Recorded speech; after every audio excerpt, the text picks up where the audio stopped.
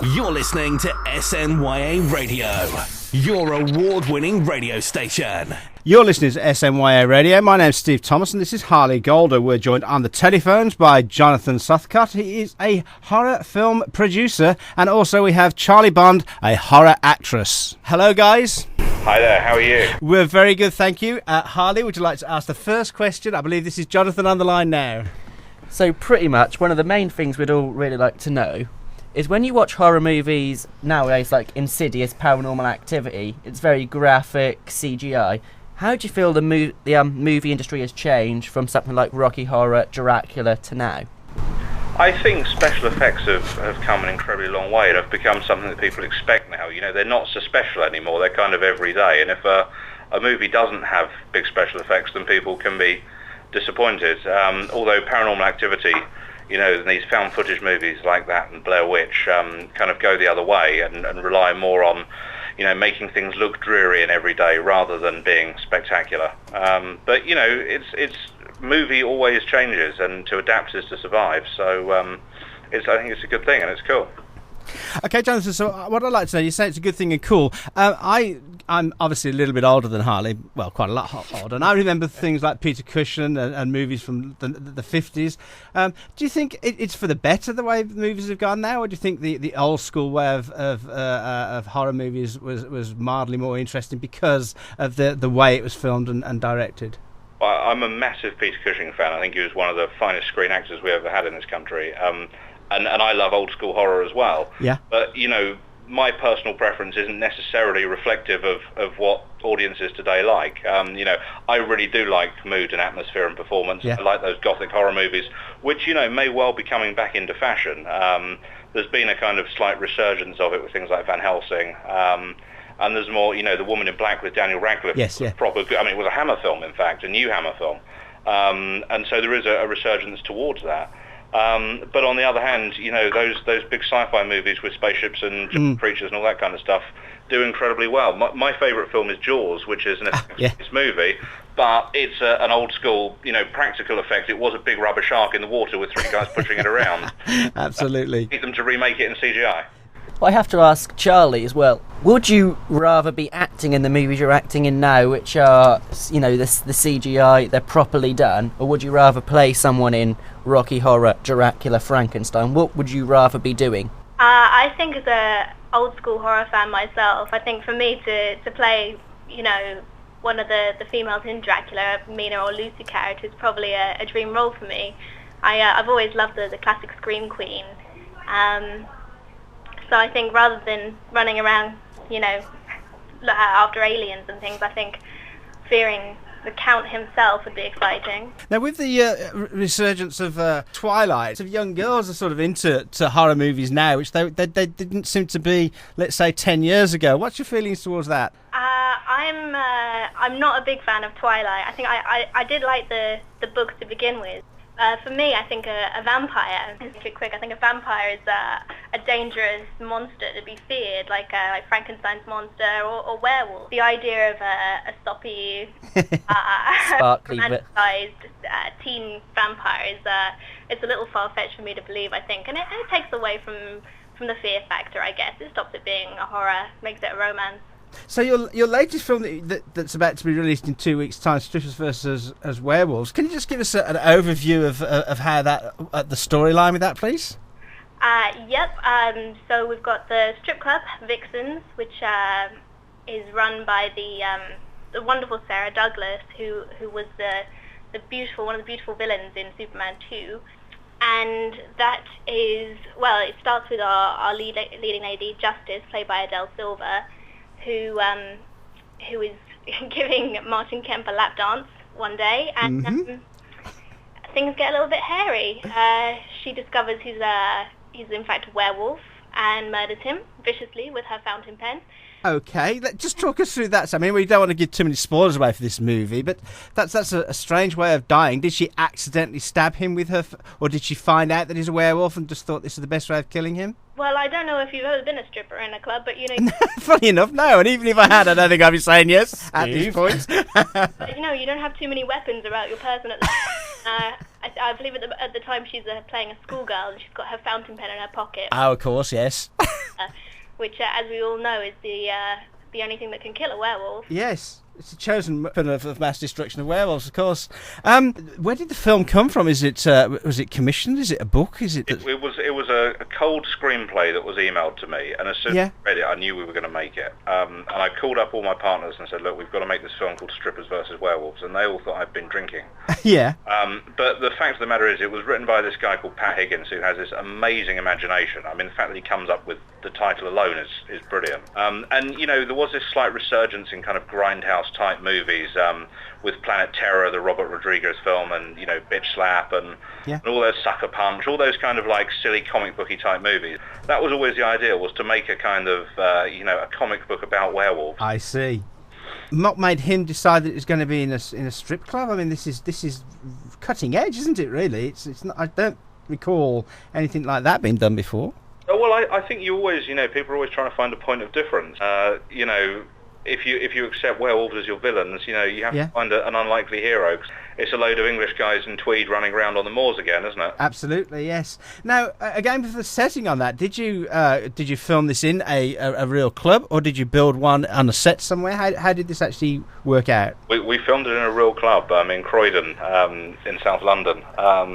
Which was quite bizarre, but it suited us really well because obviously strip clubs are closed in the day. We would unpack at the end of the day and de-rig, and then they'd open for business as usual. Excellent. Is there lots of blood and guts and head cutting off and all the rest of it, or can we expect to see that, can we? Yeah, there's a little bit. I mean, you know, it's very much a comedy with werewolves rather than a blood and gore movie. You know, it's a 15 rather than an 18. Right. It was always very important not to make it sleazy, although the title, you know, gives it that inclination. It is a silly comic caper, kind of kick-ass type movie. Ah, right. So would you like it to something like Jennifer's Body that was released a couple of years ago? It's got the horror part of it, and it is to do with the vampires, but really it's the comedy aspect you're really drawing on. Yeah, very much. I mean, I think the influences in the script originally were things like Fright Night and Vamp and The Lost Boys, you know, those kind of ever so slightly tongue-in-cheek 80s classic movies. And that's the tone we've kind of strived to achieve.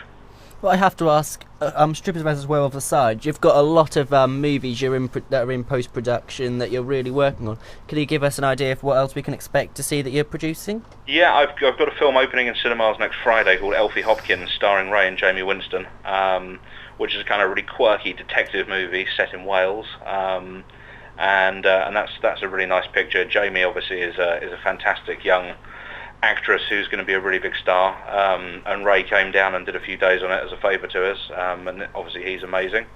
Then in May I've got a picture coming out called Airborne, which is a horror film set on an aeroplane, with Mark Hamill, who played Luke Skywalker in Star Wars, and Gemma Atkinson, who obviously you'll know from Hollyoaks. And then in June I've got another film coming out called White Collar Hooligan, which is a football hooligan movie in the style of The Football Factory and Green Street. And so pretty busy times at the minute. You're listening to SNYA Radio, your award-winning radio station. Indeed you are. My name's Steve Thomas and this is Harley Golder. We're going to continue with our interview now with Jonathan Sothcott. He is a horror film producer and Charlie Bond a horror actress. What I do have to ask about is The Devil's Playground, because you won Best Producer for that at the British Horror Film Awards, and that also won awards for acting, director, and it won Best Film overall.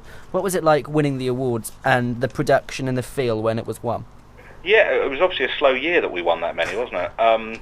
It was fantastic. You know, it's brilliant. You know, we made a zombie movie. The idea with Devil's Playground was to make the ultimate kind of, you know, Cockney geezers, Danny Dyer and Craig Fairbrass taking on an undead invasion, and we never expected it to get the kind of reception it did, and you know, people like it from all over the world, and it's very gratifying to get that. Brilliant. So I've got a couple of questions. We'd like to ask Charlie, for any of our listeners, how do they actually get into the movie profession? I think the best thing that I can give them is just do anything that comes your way. Take every chance that you get. Do it for the love and don't look for the big opportunities. Just do absolutely anything. Make movies on your iPhone.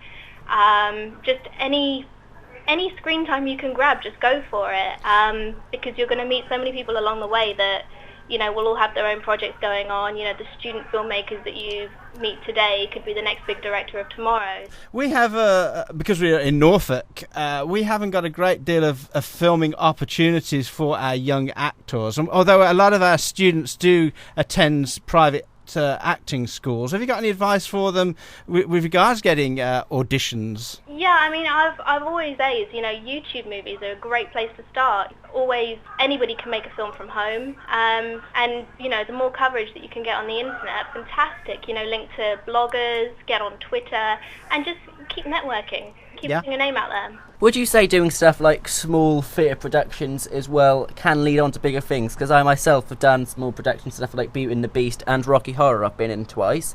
Would you say smaller theatre productions can lead on, and how would you advise going into theatre as well before necessarily aiming at movie and TV, which is hard to get into? Oh, absolutely.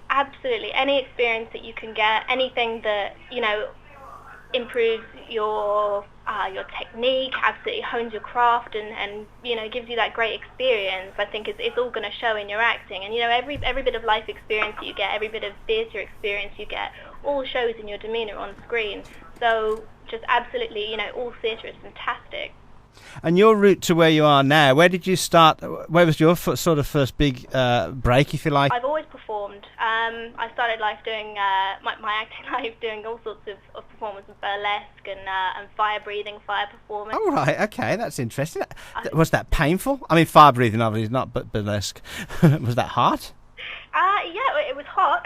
It's hot, of course. But yeah, I did all sorts of performance, and to me, acting was just kind of a natural progression, I suppose. I'd been in a couple of shorts for friends, and then one day I was performing a cabaret gig where I met producers Billy Murray and my now fiance Jonathan Sothcott. Yeah. And at the time, Billy was trying to be a hapless wingman for Jonathan, and offered me a part in Strippers vs. Werewolves, and playing a magician. And I guess here we are. That was my first big movie break, and a few more have come from there. So I guess it's all about networking. Excellent. Okay, so that's advice for everybody there. Harley? Jonathan, where would you say you began? Because I've got quite a few friends that do media, and they're into the small films. One of my friends recently won a small movie project from Wyndham High. How did you start in the producing industry? Well, going back to what you were saying about being in Norfolk and being kind of away from London, I grew up in Lewes in Sussex, which was in the middle of nowhere. And had no connections to the business. My parents, were the least showbiz family in the entire world, and I came into it through journalism. The only thing I could do was write, so I just sent in millions of spec film articles to the film magazines, and then one thing led to another, as it always does in this business. If you try and have a planned career map, it'll never work. This really is an adaptive business. But I did a lot of things before I realised that producing was for me. It took me a few years to work out that I didn't have any talent as a writer or a director, and so they probably weren't worth pursuing. And then I figured, bringing people together, making things happen, that was really what production entails, and so that seemed to be the logical thing to do. And it's tough. It's a tough business. It's a business that everyone wants to be in. And, of course it's a lot of fun, but it's also a lot of hard work. But if you stick at it and you plug and plug and plug away, then you'll get there, whether it's acting, directing, producing, whatever it is. Excellent. So your very first piece of film that you produced then, what was that called? My first film as a producer was a movie called Wish Baby, which was an urban horror movie. Very, very low budget. Had a girl in it called Tiana Benjamin, who was in EastEnders, and a lady you might remember called Fenella Fielding from Carry On. Yeah.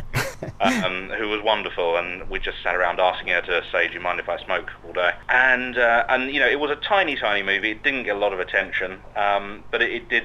One small movie led to another one, led to another one, led to another one, and here I am, 20-odd films later. People that you're naming to us are quite major stars, aren't they? So how did you go about introducing a film to people that are at the peak of their career, then to do, no disrespect, but like you say, it's your smaller film that you started with? I got an incredibly lucky break early on. I met an actor called Martin Kemp, who you might remember, Enders and the Craze, and Martin and I just got on. We became really good mates. And he opened a lot of doors for me. He's one of nature's really nice guys. Yeah. He's not really a going out kind of guy, so he'd kind of say, "Jonathan, go and you should meet so and so." Yeah. And he really did get my foot in the door. And obviously, Martin's a sweetheart. Everyone loves him, so everyone took my call. And I produced a film that he directed, which was a fantastic experience, and won some awards and did quite well on DVD. And that really kind of helped, to make a quality film with such a quality talent. Really did kind of up my profile. And then I think I then met Danny Dyer, who became a really good mate as well, and I did a whole bundle of films with him. And, you know, when you've worked with a major star, then I guess other major stars are quite comfortable working with you. How do you get involved with all the makeup part of it, and the special effects and the scenery? Do you control all that, or do you have people that do that? Yeah, well, I mean, not directly. You know, I hire in people for each department who will do that. But one of the things across my films is I like to work with the same team of people as much as possible. When you find people who are really, really good at their job, then, you know, you don't mess with a winning formula. That's They're not right, always available, and obviously, you know, my regular prosthetics guy also does the prosthetics on Doctor Who. He makes all the monsters on that. If he's busy doing that, he's not going to come and do a low-budget movie for me. But you know, he will always push in someone who has either worked for him or worked with him. You know, there's a real community sense in this business, and it's an important part of it. Do you say then, would you say maybe it's more who you know, not what you know? No, I wouldn't say that, because there are an awful lot. There's a lot of talk in the film business. There's a lot of people that sit around, you know, networking and chatting, but don't actually do anything. I think getting on and getting stuff done is the most important key to filmmaking across the board. And, you know, with the internet now, everyone can be a filmmaker. You know, everyone has a camera on their phone virtually, or access to a camera, or, you know, schools have access to filmmaking equipment. Which just wasn't there 10 years ago. The digital revolution has changed everything. And I think, you know, if you've got a talent, then you need to record it and get it out there and get it on YouTube. So it's Friday the 13th, Jonathan and Charlie. Is there anything that you've been both avoiding today, apart from obviously getting stuck in the traffic? Is there any... Yeah, we didn't avoid the traffic jams, unfortunately. So you're keeping away from ladders and things like that? Yeah, well, we haven't seen anything yet. I mean, we're trying to avoid the rain as well. You know, because it's very schizophrenic weather at the minute, isn't it? 1 minute it's like the south of France, and 1 minute it's it is most definitely like Transylvania, which is quite appropriate. Absolutely. Well, thank you very much indeed, Jonathan and Charlie, for joining us on SNYA Radio today. And we wish you well in the future, and we'll look out for your film, which is released on when? Strippers vs. Wells is out on the 27th of April, and Elfie Hopkins is out next week, and you can find out more about them and all kinds of other movies at Screen Thing on Facebook. If you look at Facebook.com/Screen Thing, it's the top kind of UK film site for all this stuff. Excellent. We will do that. And again, once again, thank you very much for joining us. Thank you for joining us. Thanks very much, guys. Thanks, Happy guys. Friday the 13th. And you, bye. You're listening to SNYA Radio, your award-winning radio station.